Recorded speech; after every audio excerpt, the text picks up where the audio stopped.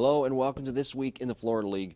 I'm Jim Tarabokia. Throughout the season on this program, we'll be bringing you interviews with various coaches and players. On today's program, we'll have Winter Park Diamond Dogs head coach Kevin Davidson, along with last year's Florida League MVP Tyler Palmer. You know, a lot of summer leagues come and go throughout their tenure throughout the country, but one league has stayed above the rest and continues to grow, and that's the Florida Collegiate Summer League, now entering its 11 seasons. Welcome back to This Week in the Florida League. I'm Jim Tarabokia. Joining me now, our first guest of the 2014 season, president of the Florida Collegiate Summer League, Mr. Rob Seitz. Rob, thanks for being here. Thank you. You know, 11 seasons and still going strong, continuing to grow. How has the Florida League grown from the time that you first got here, which was the beginning and the genesis of the Florida Collegiate Summer League? Yeah, 2004 it was really a vision. We put it together with a couple months before the season. Got players and Sarah Whiting was really spearheading it all, just getting the league going. So we've come a long way. I mean, talent on the field has come a long way. Promotions, the fan support, the community support has come a long way. In the first 10 years, we've had 240 players drafted. Have had 9 guys make it to the big leagues. So that's a pretty good start for this Florida League here.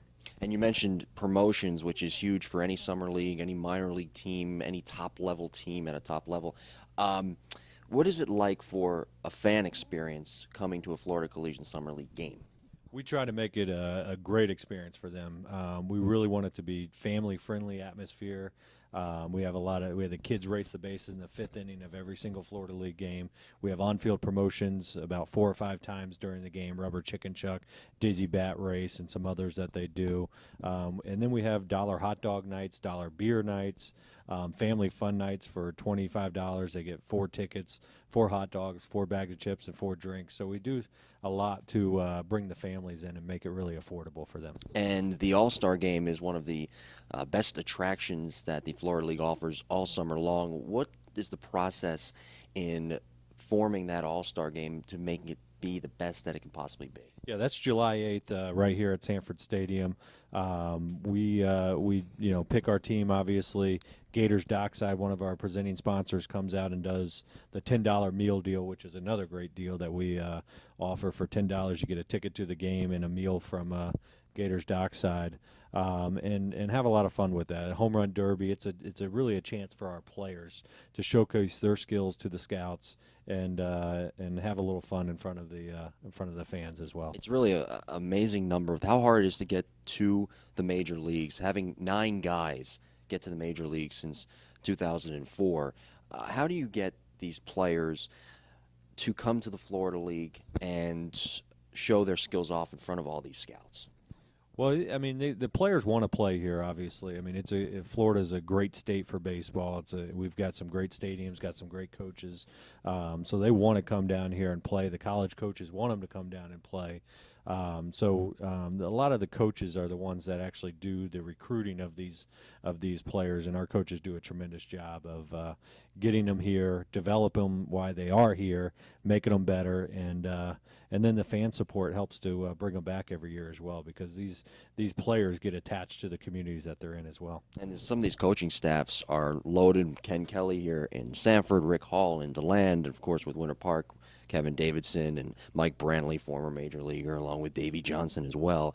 But in terms of evolution of the league, it's a league that's obviously still growing, as I mentioned before. What are the plans in place here to continue that evolution for the Florida League for the next 11 years? Well, I feel strongly that a team could be in a lot more Central Florida communities and beyond. We've talked about expansion to potentially South Florida and Jacksonville and Tampa, and have worked on some of that. But there's also a lot of communities here in Central Florida that could have a Florida League franchise in them as well. It's so great for the community to have that, where they have 25 nights of entertainment and have the players in the community all summer long as well. It's a good economic boost to their community as well. And I would assume that with a team possibly coming to Jacksonville, that would be a weekend 3-game set with hotel accommodations, and that would be somewhat of the growth for the league as well, obviously. Right. Yeah. No, there would definitely be some. What we would do is have a division up there, and there would be some inter-division play between the Central Florida division and the North Florida division. So, working on that, we'll see what ends up happening, and but that would be a great way to get more players an opportunity to play in this league and showcase their skills to the scouts and get better and develop. All right, Mr. Seitz, thank you very much. Coming up right after this, we will speak with Sanford River Rats second baseman Tyler Palmer, and later on in the program, we'll also speak with Winter Park Diamond Dogs head coach Kevin Davidson. Coming up next, right here on This Week in the Florida League. You know, it's very hard in any level of college baseball to hit 300. In a competitive summer league, it's hard to hit 300 as well. The guy sitting next to me last year, the 2013 Florida League MVP, hit 350 with 9 home runs, and he is Sanford River Rats second baseman Tyler Palmer. Tyler, I appreciate you being here, man. 9 home runs last year, 350 batting average. You drove in 48 runs last year. What do you want to accomplish this year that you didn't accomplish last year? Well, I'd like to stay healthy. Last year I had a knee problem there at the end of the season, but really and truly I just want to have a better approach up at the plate. I'm real aggressive, and I'd like to see more pitches, and that's on the field. Off the field, I would like to get more involved with the community out here and get involved in the FCA kind of stuff and just get to know Sanford before I have to leave. Mm-hmm. And you mentioned that you have to leave. Where might you be going within the next couple of weeks? Hopefully minor league baseball. I'm going to have to fly up to Mexico or Dominican. Mm-hmm. You said you went through a rehab process with your knee and obviously with your arm injury that you had previously as well. Can you take the audience through that rehab process and how rigorous it really was? Yes, sir. I mean, it was tremendous. It was I had a really good physical therapist, and I had to go through a lot of 10 stuff to shock my nerves back, and had to have a lot of putty in my hand. Had to have weights to squeeze, and it was just really patience was the key. I had to wait 2.5 years before I really felt anything, and just got to give God the glory for letting me be back and even being able to throw again. And then after the rehab process, obviously comes getting back into the swing of things with baseball, skill-wise. How did you go about getting those skills back in tune with everything? Well, I've played baseball all my life. My first word was baseball as a child, and I mean, really, it's just motion memory. I mean, I just remember I've played baseball so long that it just comes with it. So you didn't notice any memory loss with your swing or how you throw after all that rehab? Just throwing, because I didn't have complete feeling of the baseball, but that's where the motion memory came in, and I just got to believe that I can do it. It's all in my head. And how's your arm now? It's doing great. It's I've actually had another surgery that made me throw the ball better, so it's all coming together. Is there a certain way that you protect your arm? Do you underutilize it a certain way? Do you stop throwing at a certain time? How do you preserve that arm from not getting hurt again? I just play like I always have. I'm real aggressive. I don't fear nothing on the ball field. I just let it be, and if I get hurt, I get hurt. And you mentioned that you possibly could be flying up within the next couple of weeks after the Major League Baseball draft and the signing period and everything. What are you working on now to get you prepared for professional baseball? Really and truly getting in shape. I know once it's a different ball game up there. You get up and baseball's your life, and that's what I'm really ready for. And I'm just hoping to work my way up as fast as I can and let them see what I really can do. And the main goal right now for the River Rats, can you explain to us what exactly that is? Well, first, I had an interview yesterday. I mean, we got to come together as a team. We don't all know each other yet, and that's really a big part of a baseball career, really. You got to know your team, and you got to be close to your teammates, and we just got to play a little bit of small ball. We got to hit the ball better and stuff like that, but I think it's going to be a great year for the Rats. Yeah, you know, one thing I'm always intrigued by is the mental aspect of things when it comes to baseball, and especially with players. Mentally, how are you going to go from playing in the Florida Collegiate Summer League with this competition going on to play pro ball possibly within the next couple of weeks? Yes, sir, and I'm going to have to take that in. It's going to be a big difference, but I'm going to look at it the same. I'm going to keep my same approach at the plate, and just hope God leads me in the right direction. Really and truly, the Florida League, they really have some really good players and pitchers, and I think it's going to be just about the same, except when I move my way up farther in the league. All right, very good, Tyler. Appreciate you being here. Thank you very much. Good luck with your professional aspirations.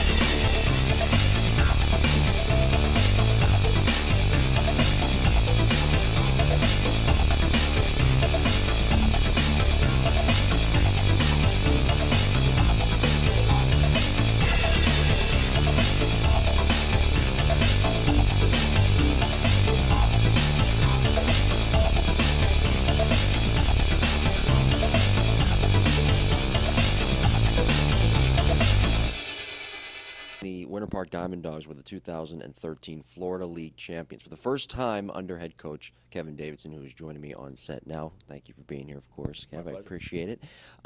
Your lineups and your rosters overall are always stacked on paper. How do you go about your recruiting process before every summer? It's a grinding process. I look at it as a balancing act, and when you look at it, it's almost like a puzzle. You got to go out there and you have your general contacts and your coaches that you're going to rely on and build upon. I have about 3 or 4 schools that I call first. Once I call those schools and they tell me who I'm going to take and what position guys they have or what pitchers they have for me, I kind of build on that and go off of almost like a secondary type sheet of paper that as my guys to fill in the rest of the gaps.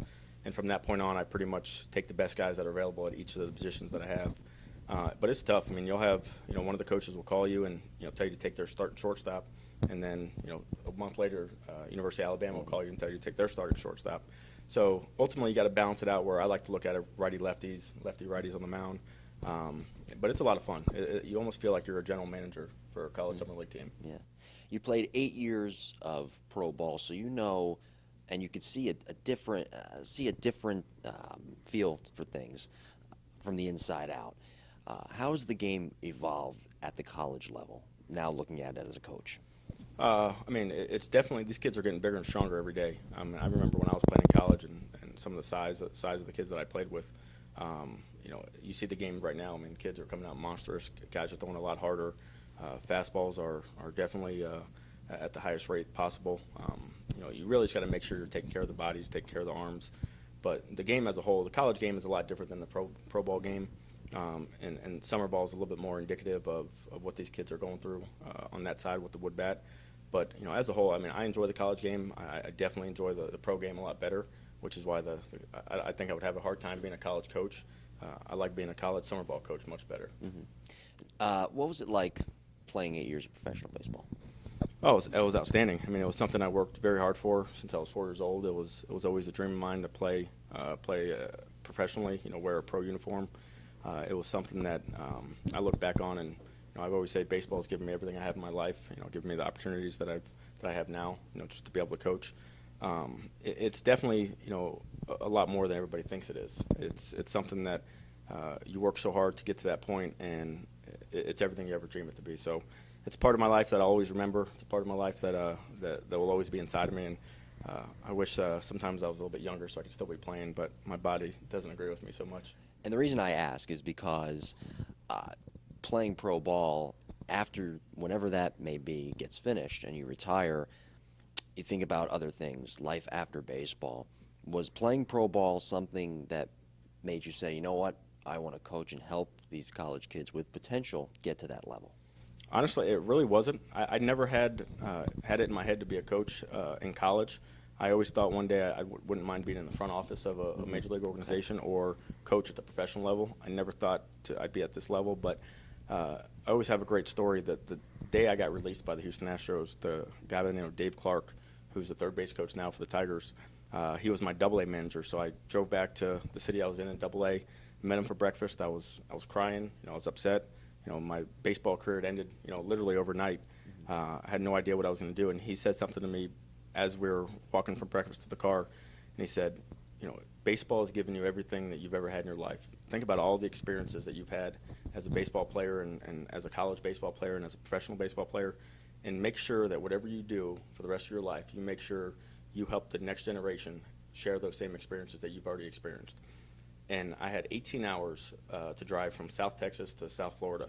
And in those 18 hours, I really thought long and hard about that. And I realized that, you know, maybe coaching some of the younger kids would be something that I would have an interest doing. And, you know, fortunately, knowing Rob and hearing about the league as a player, this was a good opportunity for me to be involved. And when you coach a talented kid with potential and you see him get drafted and have a chance to play at that next level, how fulfilling is that for you? Oh, it's outstanding. Today actually is that day. Mm-hmm. You know, today's the first day of the draft, and we will see today the highest player ever to be taken out of the Florida Cleveland Summer League in Forrest Wall.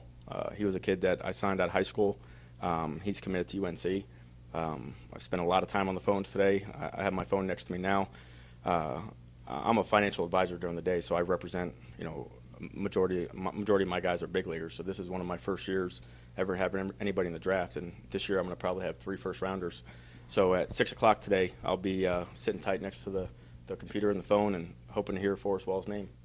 So what are your other interests outside of baseball? Everybody knows in the league that you love this game for good reason, but what are your other interests outside of the game? You're right. I do love this game. This game does take up a majority of my time. I love to golf. Golfing is my second sport, but a hobby I picked up over the last 4 or 5 years has been hunting. Hunting? Yeah, I enjoy hunting. And one of the guys that actually get me into hunting was a former player of mine, Daniel Sweet, who his dad owns a bunch of property out in Mississippi. And I call it, you know, it's like hunting inside of a zoo. Yeah. I mean, this guy's property is unbelievable, the bucks that are there. And it's definitely been a hobby that I look forward to every year. I have a whole closet full of hunting gear and camo gear. I never thought in a million years that, you know, me being from South Florida kid down in Miami area, that I would actually enjoy hunting. But, here I am now, waiting for buck season to start. And what's the process learning to hunt? How hard is that process? It's not as easy as you think. It definitely No, wasn't as easy as can't I be. think. Yeah. You got to set up stands. You got to figure out where they're going. You got to figure out their paths. Yeah. You got to figure out, the food plots and how to disguise yourself. And it's not as easy as just walking to a spot, camouflaging yourself and hiding in a tree. There's some niches in there that you got to figure out where they're going, and it's a lot of strategy, which is what I like. I love the strategic part of the game, which is why baseball is so great. So, Yes.